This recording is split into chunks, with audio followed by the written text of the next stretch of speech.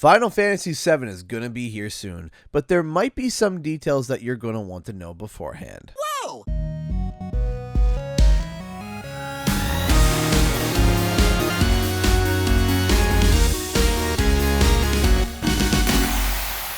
What's up guys, Canadian Guy here, and back with a brand new video. Final Fantasy VII Remake is going to be here very soon. Thus far, the review scores have actually been great. The hype has been high, and most people I talk to are going to be picking it up. But shockingly, there are some straightforward details that some people have not heard about yet for the upcoming reimagining of Midgar. Now, if you've been following every drop of news that has come out for the Final Fantasy VII Remake, you probably already know these details. But for those who are mildly interested or just out of the loop, these are 5 things you should know before buying the Final Fantasy VII Remake. And don't worry, this video will be spoiler free. Number 1. Classic mode. So you can obviously see from the trailers that this isn't exactly the same kind of remake like Crash Bandicoot Insane or even Spiral Reignited.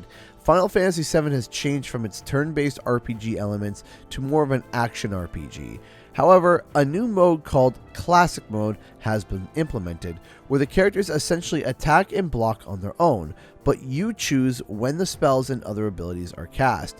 You can still hack and slash on your own if you want, but if you stop for a specific short amount of time, the game will automatically take over and hack and slash for you. Now, of course, you're throwing your fate to a CPU that doesn't have the same reaction time and can't complete the tasks as efficiently as someone who knows the game, but it does get the job done. This obviously is not the same as the original turn-based classic mode, but for those with a much slower reaction time due to their skill, age, or even a disability, this mode will allow anyone, no matter if you played the original game in your 30s and feel that your skills have dulled, have a specific motor skill that you struggle with, or just want the story and not the extreme stress of combat, then this mode is perfect for you. Number 2, new story elements. So, like I mentioned, this is not your run-of-the-mill remake like some think. Final Fantasy VII has been argued to be one of the staples in the entire Final Fantasy franchise, and of course Square knows this, so story elements have been expanded upon in multiple ways throughout various forms of media, like books and even movies, and spin-offs like Advent Children and Crisis Core for the PSP. Most of these details that were expanded upon in other forms of media went either under the radar for most fans or was barely mentioned at all in the game. The remake, however, will be taking advantage of all the stories that have been made after its initial release and will be bringing in more information to explain and flesh out these new adventures and pieces of info. Not only that, but even though the game is following the original story arc, new characters and new plot points may be added that no Final Fantasy VII fan has seen or heard of before. Which means, if you're a brand spanking new player, a casual fan, or even a veteran to the franchise, there will be something new for everyone. Number 3, it's gonna be 2 discs.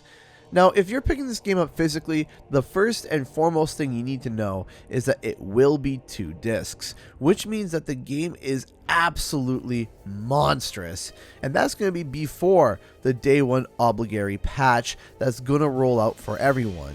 The reason why some of you might want to consider either buying digital or physical is because the game will be around 100 gigabytes. That's right. At least 10% of your entire internal hard drive will be dedicated to Final Fantasy VII if you go the route of digital. And you also have to exactly wait 3 billion years to download it if your internet is quite slow. So I would recommend picking it up the physical version if you can, but if you're like me and have a massive external hard drive, then do as you please. Number 4, this is only part 1. You heard me right, this is only the first part. It's funny to think that 100 gigabytes is only part 1 of the entire story. The original game had 3 discs and took quite a long time to finish for the PlayStation 1 era, clocking in on average around 53 hours for an average playthrough. However, the story has been expanded upon so much and so much more content has been added, the development had to be split up into multiple parts. But how many parts are coming out? We still are uncertain. In fact, Square doesn't even know how many parts the game could be. We can assume that because they already have been working on part 2, that it will be at least 3 parts, bare minimum. But do not worry, Like I said, so much has been fleshed out that the first game will be the length of your regular AAA game, so anywhere between 40 to 50 and even 60 hours. So you're still getting a big bang for your full price buck. Number 5, only exclusive for 1 year. For those who don't own a PlayStation 4 and want to experience Final Fantasy VII, it is currently only to be slated for a 1-year exclusivity with PlayStation, which means that after 1 year, Final Fantasy VII will be available likely on multiple pieces of hardware. However, we currently are not 100% sure which consoles it will hit after the year is up. Some rumors have said that it will likely hit PC a year after its release. If that's the case, then the likelihood of it hitting Xbox will also be high. No word in terms of Nintendo Switch release, but I will say the 64GB Switch cartridge has been rumored for a long time now, and the Switch does support the engine that Final Fantasy VII runs on. So can a port be made? Well, that remains to be seen. So these are 5 things you should know before picking up the Final Fantasy VII Remake. Again, like I said, if you've been following every drop of news, you might have known this already. But let me know in the comment section below what you thought, and don't forget to subscribe for more nostalgic content. A huge thank you to all those who support the channel through Patreon and being a sponsor on the channel.